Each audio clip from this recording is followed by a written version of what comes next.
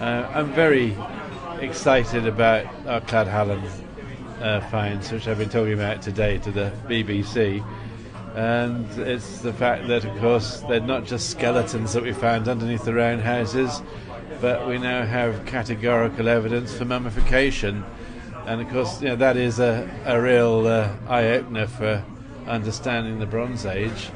At the same time, we've had some great fun at Stonehenge, finding the houses at Darrington Walls, finding Blue Stonehenge, finding the ridges underneath the avenue that probably explain why Stonehenge is where it is. And all of those are pretty great. So I guess it's probably one of those four things. And since three of them are from the Stonehenge Riverside project, I think it's probably got to be one of them. I'm not sure which, but I think it was fantastic seeing the Neolithic houses come out, and the fact that they're so beautifully preserved as floors that we can get so much information now, years after excavation, in terms of the scientific analysis, to really make them come alive in terms of the activities that were happening, where they were happening in the houses. And I think the other great thing is that some of the houses didn't even have a single post hole.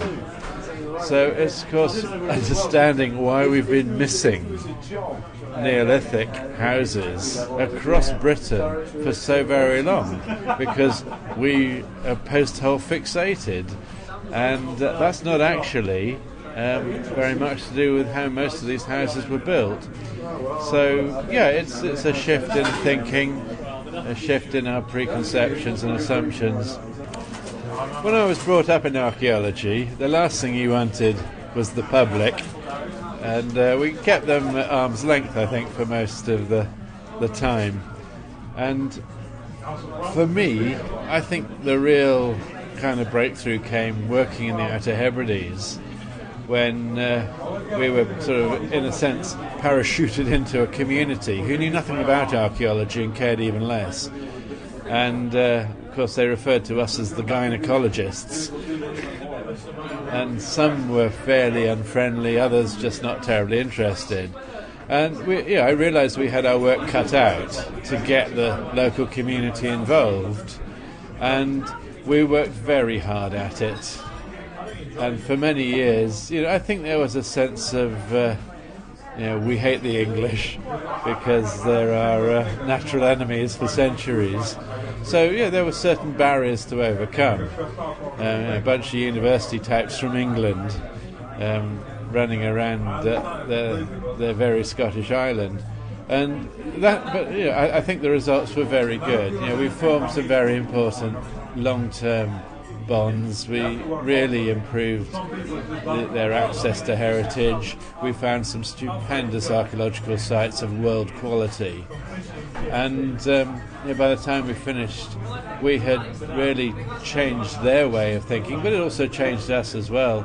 And I think hopefully since then I've always brought that to projects to get the public involved, because ultimately it's all for them present and future. And the first time after we'd had the Cadhallen Mummies TV programme broadcast that we went back there, I can remember somebody in the public bar of one of the hotels saying, "Mike, do you know what you've done?" And I thought, oh my God, this is going to be bad. He said, "Mike, you have shown the world how prehistoric South Uist was as sophisticated as anywhere else. You've done this island a fantastic service." And I thought, yeah, that's really nice. So I'm very pleased, because that wasn't what I expected him to say. Well, I would have chosen a trowel, because let's face it, it is the archaeologist's tool par excellence, and every good archaeologist has got a worn-down trowel to show their experience and proficiency. But at the moment, I'm not doing a lot of digging. I'm mainly indoors writing up. I've got a string of big publications on previous excavations in the Hebrides and Stonehenge, and our chemical and scientific analysis of the Beaker people, all to write up as research monographs. And the tool that's so important to me now is the old USB, the data stick, because of course that's what I use to transfer all my information between different sources when I'm working outside of Sheffield as well as in Sheffield. It means I've got a security backup if things go wrong, if someone steals the computer or whatever, or if the computer blows up. And the thing is, for each USB, there's a book inside there, gradually getting towards the finishing stages.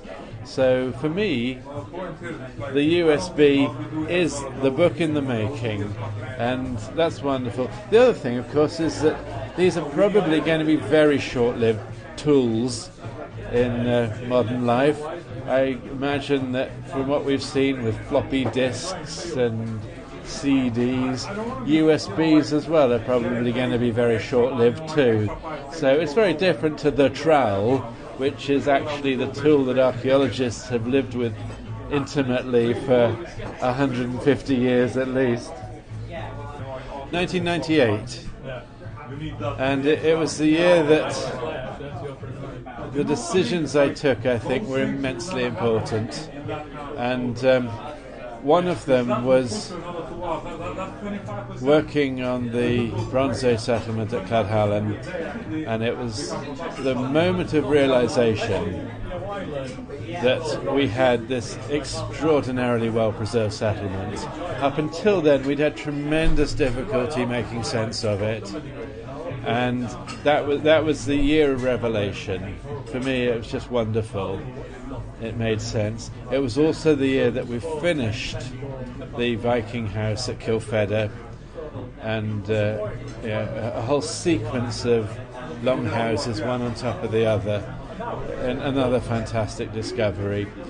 And also in '98, it was the year that I didn't realise at the time was going to completely transform and change my research direction, because it was the year that my colleague Ramilson came from Madagascar, and we went to Stonehenge, and he told me, "What do you mean, Mike, you don't know what it's for?"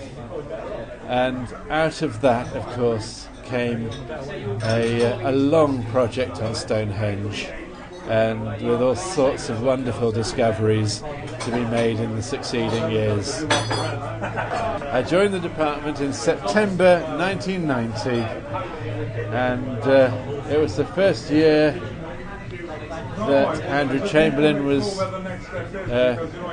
here at the same time. And I think that was really wonderful, because not only did we start a new master's course, the osteology and funerary archaeology, which has been immensely successful. We've trained generations now of human bone specialists in Britain and all around the world, but also he's been a fantastic colleague to work with ever since. That between us, I think we've worked on so many topics and made wonderful breakthroughs, and he's Mr. Science, or Dr. Science I should say, whereas I'm a more sort of arts-based person.